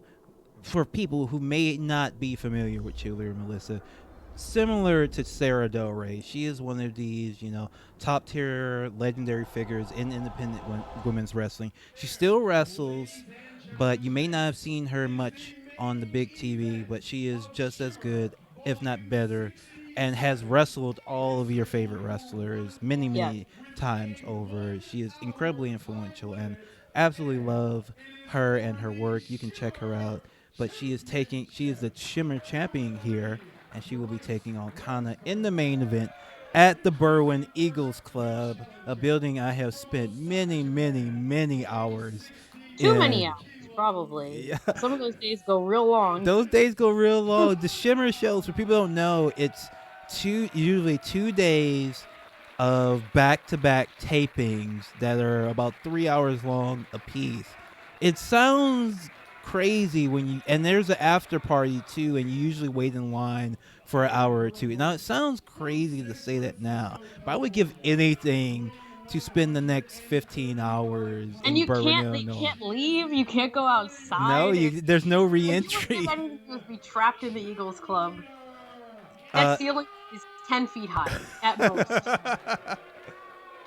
Bryce Remsburg is back. Joey Eastman is still the ring announcer here. Joey Eastman, Bryce again. You see Bryce all over when you're looking at this old stuff. And Kana, you see her. This is maybe her third tour. I think this was in 2016, maybe 2017. I actually was not here because I already moved to Japan. Otherwise, I would have been at this show. So this, I heard Prazak just say this is during Melissa's second championship run. So maybe 2014 or 15? They faced one another during Yeah. 2000, yeah. Yeah, I moved in 2012, so yeah, 2014. That is the Shimmer Championship. I really like that belt. I really like Shimmer. Big fan of Shimmer Wrestling. If you're in Chicago, definitely check it out when they run shows. I think they still have run one socially distanced one, I think. But they did a show at that collective that was. Oh yeah, the collective. Yeah, they had a show there. Make sure to support them. Check them out. Check out their YouTube channel. This is where this match is from. They have plenty of great stuff on there. It's definitely Dave on commentary, and it's probably Portia. It sounds like Portia. Yeah, Portia Perez, the worst person in the world. One of the most evil heel wrestlers of all time. Definitely worth checking out Portia Perez if you just want to see a bad guy who just like does not care, does not want to be liked or understood, just hates everyone in the world. She used to have a T-shirt, and it was just it's in big block letters: Portia Perez hates me. Probably one of the like best sellers in terms of Shimmer t-shirts of all time. Yeah, and the fans hated her so much. Oh, I might have to ask Dave if he could let me show some Portia Perez that's not on YouTube sometime, just to see the hate, the seething hatred that people used to have for her. It was great. Oh, thank you so much, Sarah Nicole Roberts, for the follow. People, and so get your bets in, Kana or Melissa. Monster Chalk says, I think Kana is gonna win, but wanted to cheer the underdog of this already fought match.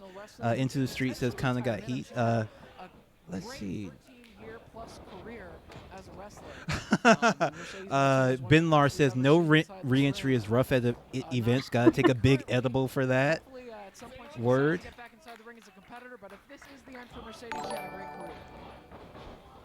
Absolutely, Mercedes Martinez really paved the way here in Shimmer.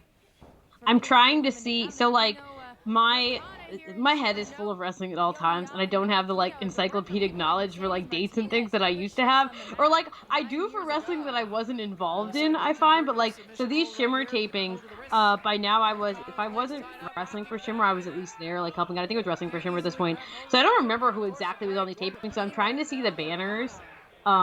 On the guardrail to see like which Joshi are there. I think maybe Matsumoto. I see. Yeah, orange. I think Hiroyo Matsumoto might be there. I see a big orange banner. And I think that guy who's behind the banner, because Japanese fans used to fly over, and I see a couple of them in there. I think maybe, that was. maybe Hamada. I see the top of a head that might be hers on that banner. Oh, yeah. Cheerleader Melissa, wrestler, second generation wrestler out of California. The future legend. Absolutely foundational to the modern women's pro wrestling movement. APW, I believe, was their promotion out in California. They ran a bunch of tournaments called Chick Fight that took place a few years before Shimmer, and they would bring in all these women wrestlers from all around the world to wrestle with each other when that just was not happening. This was just it was just not a thing that anyone did. I remember watching those shows and getting to see so many different wrestlers with so many different styles. It was the first time I saw Lufisto, Mercedes Martinez, Sarah Del Rey, all these Daisy Hayes, all these great wrestlers that really started making me fall in love with independent wrestling. This is recent when more of the notoriety started to come in, and this is bigger. I think maybe this might have even been the year that Cheerleader Melissa won the PWI award for best female wrestler, usually an award that they would give to somebody in WWE, but she was able to win it independently, as well as Madison Eagles, I believe. And I think Melissa is someone who, too, if you're someone who's maybe newer to pro wrestling, or you see people who are on TV and want to look back and see what they've done, and you start to like search around for their matches, you will find them having their big matches, their breakout matches against Melissa. Like that's who she's been for women's wrestling, especially in America. Just sort of this, that's my shirt in the front row. Just sort of, I hate to use the term gatekeeper because it has so many like negative connotations to it. But she's been that figure in terms of like she has great matches with everybody because she's great, and it's a test as a wrestler. Like if you cannot perform well with someone like a Cheerleader Melissa, then like you need to reevaluate yourself, and that's kind of always been acknowledged. So when you go back and look at people who maybe, like you say, like if let's say you watch Asuka on TV and you start to search around for her and you find out like, oh, she was Kana, and then you look and see some of the great matches she's had, you'll find Cheerleader Melissa. Like pretty much anyone who's anyone, Cheerleader Melissa has been integral in their careers, and I think that in terms of her own career, we're going to go back and reevaluate it and realize just how incredible she is and how influential she is. Absolutely. Sick kicks from Kana. Someone in the chat called Cheerleader Melissa a queen maker, and I say yes, that's absolutely correct. And I also want to make a note that Cheerleader Melissa as a fan, she's been very, and when I was working in like wrestling journalism and writing about wrestling, she was always very helpful and kind and just really like Melissa. She's a I always support her. You can check her out. She has you can if you like Melissa. I think she's on Instagram. She has an OnlyFans. If you want to see some of that too. No nudity, no nudity. Just this is before everybody OnlyFans was just nudes. I think. Well, Like also, if we want to talk about like OnlyFans and Cheerleader Melissa and someone who's like been doing this for a long time and looked freaking awesome doing it the whole time, like yes. Cheerleader Melissa does not age and has looked like this always. Like it's physically painful to me. Yeah, she She just like this, she looks this good all the time. It's insane. Both wrestlers out to the floor now. It's amazing to me that when you think that TNA was like, all right, we should probably cover her from head to toe. This gorgeous woman who is one of the top wrestlers in the world. It doesn't make sense. I think she got a kick out of it though. But yeah. Oh, body slam. Casually a body slam on the floor. Into the streets. Thank you so much for enjoying this channel. We're gonna be watching more wrestling on here.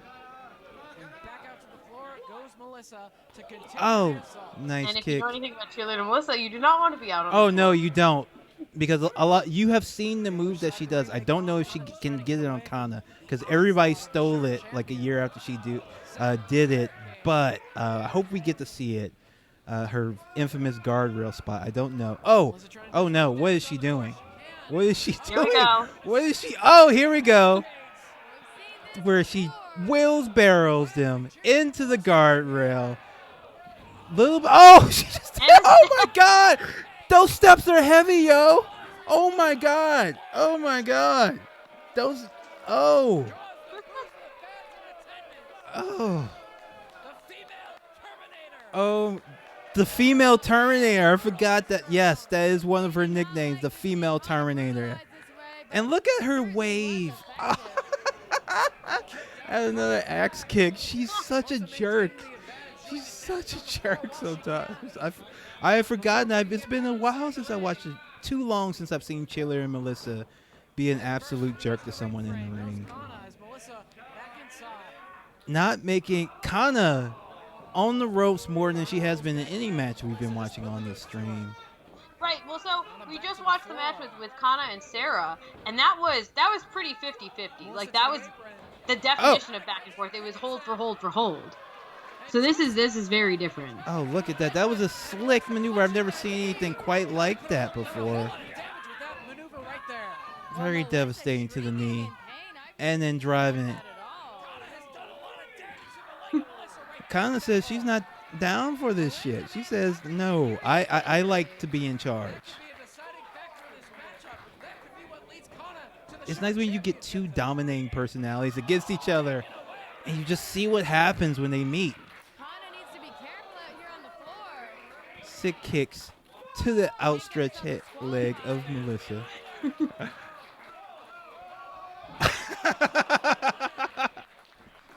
is what Kana needs to do. Be relentless with her offense here. Full Metal Praxis says, first time seeing Cheerleader Melissa. How is she not signed somewhere? Because wrestling, unfortunately, at the high corporate level, does not make any goddamn sense a lot of time. She is, I mean, and she's been this good for years, and she's gotten... Right. We've talked about people who are just consistent in what they do and can consistently have great matches and great main event level matches. Like, Melissa's been a main event performer for Shimmer and other places, but especially for Shimmer for a decade. Oh! Oh my God! Oh! What a perfect kick! Oh my God!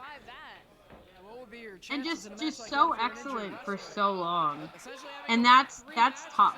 Like that's difficult to remain that consistent against such a variety of opponents too. But yeah, so I think definitely worth checking out more Cheerleader Melissa if you're not super familiar with her.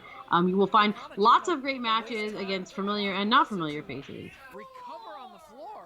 Well, Kana, of course, she sustained a lot of damage out there on the floor too. She may be trying to regroup here. Yeah, just trying to regain her breath. Bryce giving Melissa a lot of time to recover out here. If I think does Shimmer have a 10 count or a 20 count? I want to say it's a 10 count. I think it's a 10 count. To a count of 7. We're at a 7 now, so it must be a 10, yeah. I do prefer a 20 count, to be honest. I think that's more fair to the wrestlers.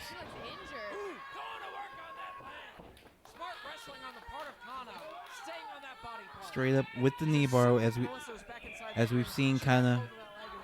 You know, she's known for her kicks and her more flashy moves, but she's just as happy to out-grapple you, and she can. Oh, I really like this hair from Kana. Actually, it's a nice mix-up. I think pink and green, a little bit kind of grungy. Yeah. Well, Kana. So, like, if you follow that, if you can just retrace the Shimmer career of Kana alone had like. If you only look at Shimmer, like if you only watch like every 6 months when she came to Shimmer, you would have seen like 10 different completely distinctive looks in a 4-year period. Yeah, every time she has a new look. Have you watched her YouTube channel? It's very wholesome and nice. Yes, I have watched it. Kana-chan TV. And while you're checking out Kana-chan TV, why don't you go to patreon.com/itsvedatime or twitter.com/itsvedatime to follow I am not Veda nearly Scott. as entertaining, but Further damage to that injured body part. Kana looking to follow up now, but Melissa with a forearm shot. Kana gives it right back to her. Back and forth. A brief cameo from my partner in the background. YB says hello, everyone. And both somehow still on their feet. This exchange until now. Kana with the trip to the leg takedown. And she has shoes on this time, but it's the 5-toe ones. She did eventually, I think when she started wrestling in America, I speculate that it was because the floors in America are dirtier than in Japan. Honestly, that makes sense. Yeah, and these are like those like toe webby, like foot mimicking shoes. Yeah. They have a name. I don't know what it is. I think they call them 5 fingers. Or is it 5 toes? I think it is 5 toes. Grabbing hold of Cheerleader Melissa, pulling her back to her feet. Billy Mumphrey says this is kind of Joker Kana. Yes. Or he loves Joker Kana. This is not Joker Kana. She's been Joker-fied before. Zombie-fied and Joker-fied. Affably Trill, thank you so much for the follow. If you want to give us a follow, we appreciate it. Sub, we appreciate it. If you want to donate, give your bits. That's all good too. I hope everyone got their bets in. Let me see who you all thought was going to win this match. 72% to Kana, 28% to Cheerleader Melissa. People think we're going to see a new Shimmer champion here. And the champion is not looking great. She looked great early on, but Kana has been dominating for the last few minutes. We haven't even seen Melissa stand in several minutes. Veda, what does your shirt say? Employee of the month? It's Employee of the Month. This is Bruce, the dog. He's a mangy, wonderful dog who is the shop dog of my local print shop. Oh, cool. He has a t-shirt. Sarah Nicole, thank you so much for the 15 bits. Much appreciated.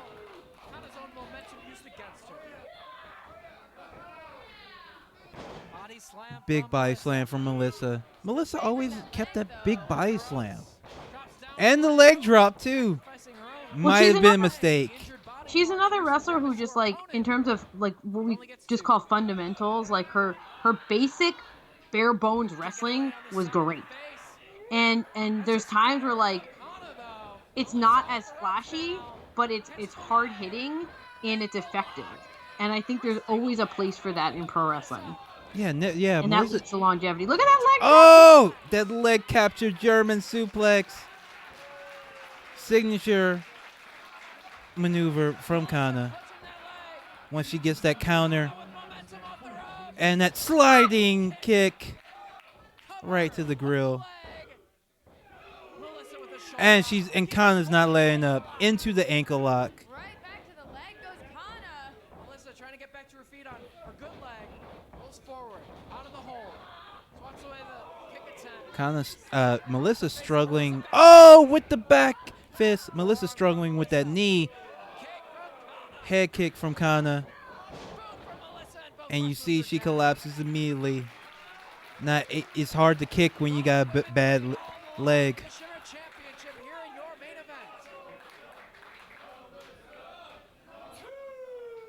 And then we Veda, got let Bryce me- Westbrook back again, who was a Shimmer long-standing referee. What is the atmosphere like in the Berwyn Ingalls Club? So it's one of those times where, like, for some of us as wrestlers, we only get to see some of these women every 6 months for Shimmer. So, like, as performers, you're excited at the possibility of, like, these matches that you could have, because sometimes it's people that you like just because of logistic reasons you never get to work with them. And I think the fans sort of feed off that too, that there's a chance that you're going to get to see matches that you literally won't see anywhere else because you can't.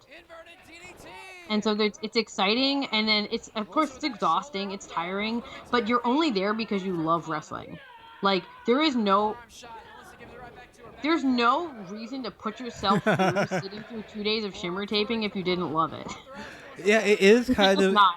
Yeah, it's like a self-selecting audience. You're not gonna get. There weren't a lot. Oh, Samoan drop from Melissa. It's like you get the 3-day pass at the festival. Like, you are in it for the haul. Yes. Like, you know it's gonna be miserable by like day 1.5, but you're in it and you're staying. So I feel like anyone who goes to Shimmer tapings and is there because they love it, and I think that you can feel that as a wrestler. Every so often there will be a few like people who maybe kind of didn't really know what they were getting into and would leave like halfway through a show, and then most of them still had a good time. They just like couldn't spend all Sunday there. They probably thought they went in thinking it was going to be like 2 hours. Yeah, because the shows themselves. So if you're not aware of like how long these Shimmer tapings are, the actual Shimmer show itself, like one Shimmer volume that you would get like on one Shimmer DVD or one Shimmer release, would be usually like 12 matches. So that's long for a wrestling show to begin with. But then you have that, and then a small intermission, and then another one. So you're doing maybe 25 matches in a day, and then it happens again the next day. It's an incredible amount of wrestling. It must be incredibly tiring if you're wrestling, 3-4 matches.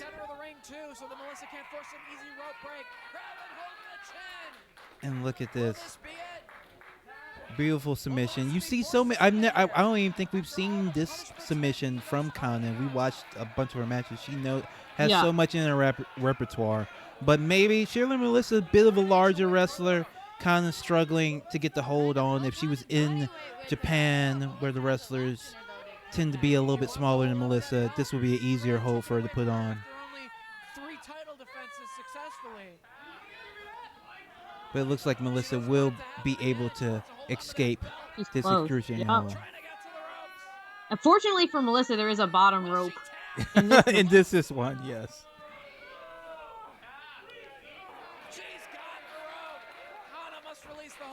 That is a very good tan Melissa has. Following up quickly here, though, giving Melissa no time to breathe. Neckbreaker. Cover. Only the 2 count. And Kana's calling for the end. Oh, just a straight head kick. 1, 2. No. 2 3/4 right there for Kana. So close. So close. Following up once again, just dragging Melissa up. Maybe looking for the Uh-oh. And now she has the Kana lock crossface chicken wing. locked on. Almost locked on. Oh. Uh-oh. Look at this. Into the air raid crash. This is Melissa's signature maneuver, but no. Only 2. Kick blocked. Lariat from Cheerleader Melissa. Just a straight up brutal lariat. And into, this is her finisher maneuver, the air raid crash. Hooks the leg. 2. Oh, no. Kana is able to kick out of the air rig crash. Very few people do. Affably Trill, thank you so much for the sub during this great match. Uh-oh, we know what's coming. This is the curb stomp. Oh, another one. Oh! Oh, 4 curb stomps. 5, 6. Oh my God. Oh my God. Oh my God. Crowd is counting. Kana absolutely decimated by these curb stomps. Melissa determined to hold on to her championship. Another air raid crash. Oh, and again, this has to be it. And with that, brutality. That's what you get from Melissa. She's just brutal. She's just mean. Yeah, check out more cheerleader Melissa. Get familiar, because that's a pretty typical outing. Like that level of aggression and brutality. That's a pretty typical Melissa level. Amazing. I absolutely love that match. I think that's the first time I actually watched that match. Wow. Well, so the only issue with Shimmer is that they're not always the swiftest in sometimes getting their content out there. So if you weren't there live, it may be a couple years till you get to see. But if you haven't been checking out Shimmer, hey, they actually have their own streaming service. They do, yeah. And they have tons and tons of stuff. You're going to get your money's worth if you sign up.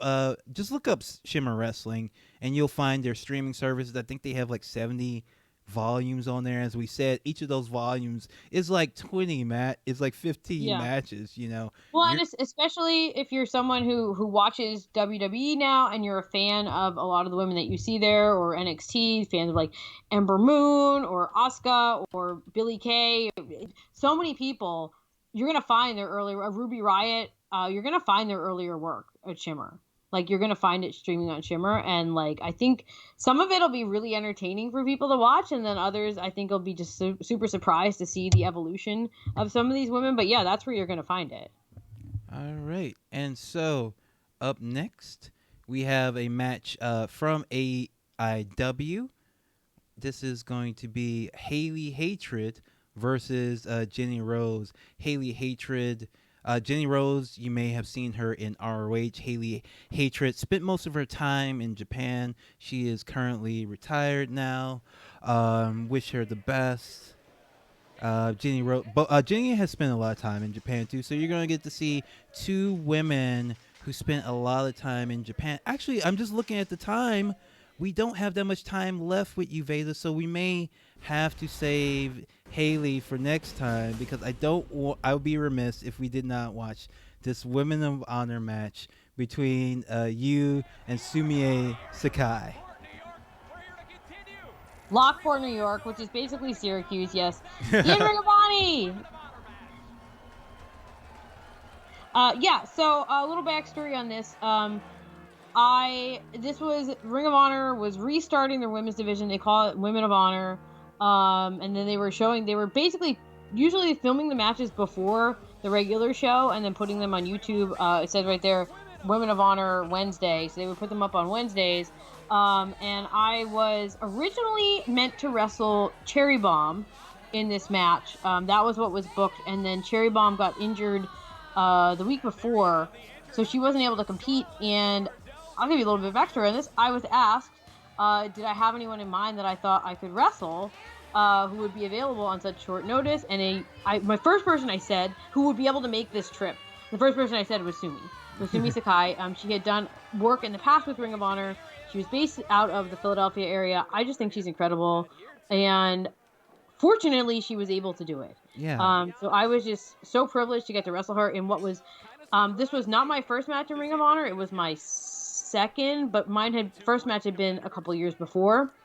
So this was like this is an important match for me if I wanted to be a wrestler in Ring of Honor. And so the fact that I got to have it with someone like Sumie I'm still so thankful to her because she's someone that I just love being in the ring with. And I think I just saw on the internet that she just re-signed with Ring of Honor, so good for her. Oh, cool. So, for people who know, Sumi has been wrestling for like 20 years. She started in Japan. She was actually a high level judo player. I believe judo was her discipline.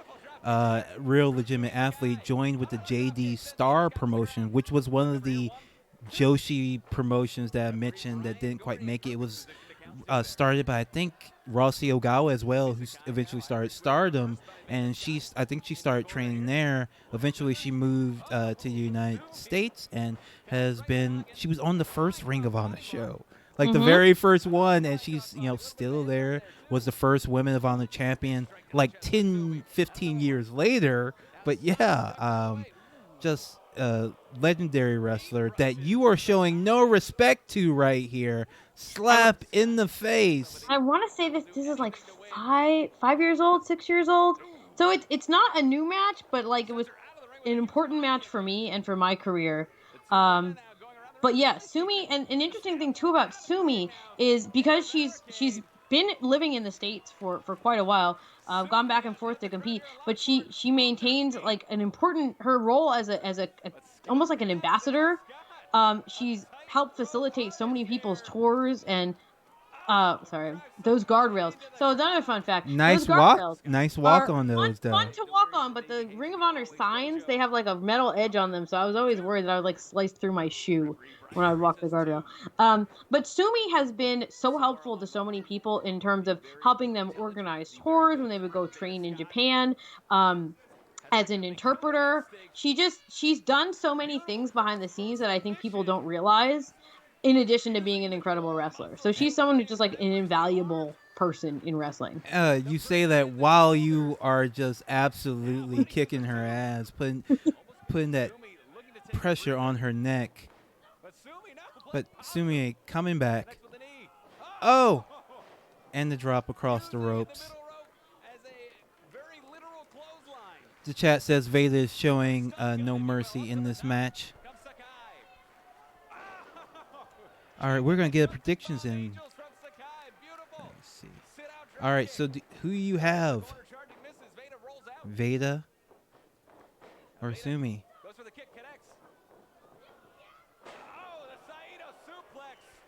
Awesome. Oh!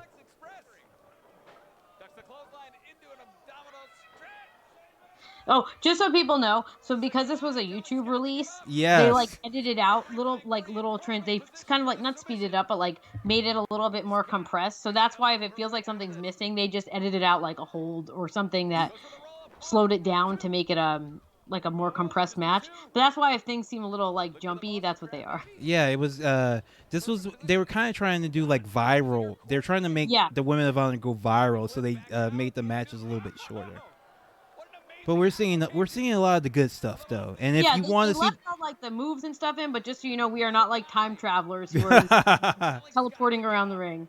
All right, who you have, VEDA or Sumi? Only 55 seconds to get this in. Who are you putting your money behind?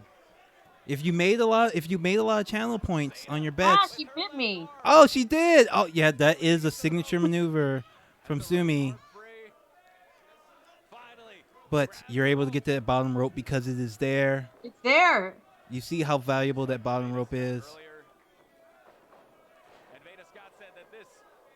Send her into the middle of the ropes.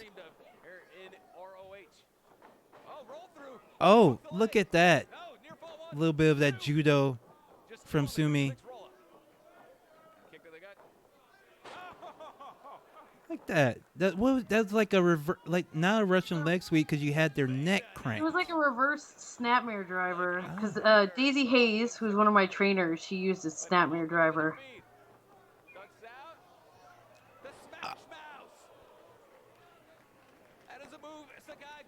Who do you have? Looks like Sumi is up. Coming alive here with Sumi Sakai in the driver's seat. Sakai. 99% of the money went to VEDA Scott. 99% of the money went to VEDA. Lots of confidence in VEDA Scott. Oh, beautiful. Top rope German suplex. So, And, oh my God, with the hold, that's the finisher. What an amazing finishing sequence. So, because this was technically considered to be a pre-show match, things like second rope Germans were like discouraged, let's say. But my mentality with these Women of Honor matches was always they weren't pre-show matches because you were going to separate them from the rest of the show and you're going to put them on YouTube. Therefore, they have to be like they have to stand on their own. Yeah, and So, you know what? Yeah. Like if you want to have bigger moves and bigger things happening, like that obviously you're gonna watch this on its own. It's not really a quote unquote pre-show match, although it was a pre-show match because they put them on the pre-show instead of the main show every single time. No. Y'all go out there and you do your second rope Germans. Do whatever you want. Go off. Go off, VEDA. Go off. Can we get a go off, VEDA? Go in the chat.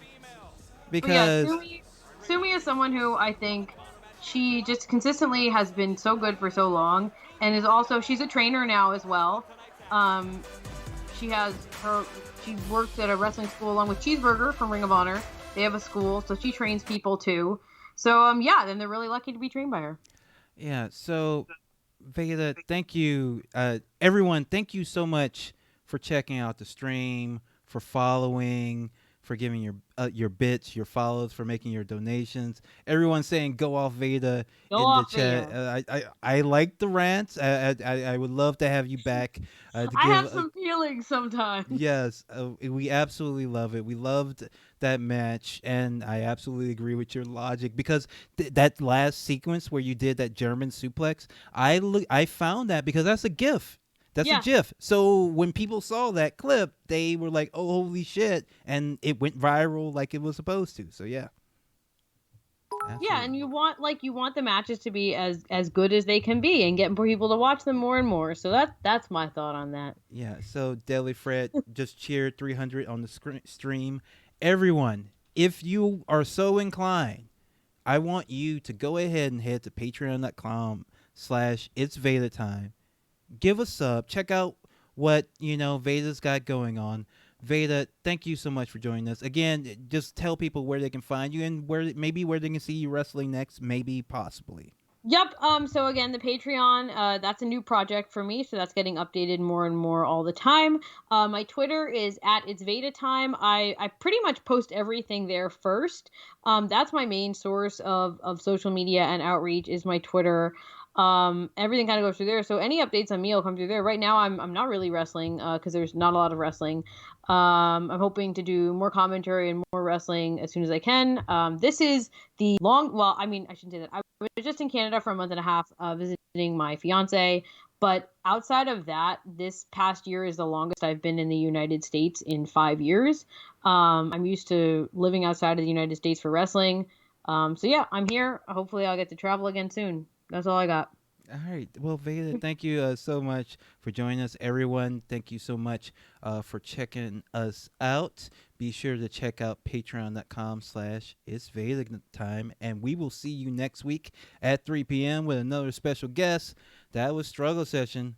Have a good one. Thank you. Super fun. Hey, right, shots all that.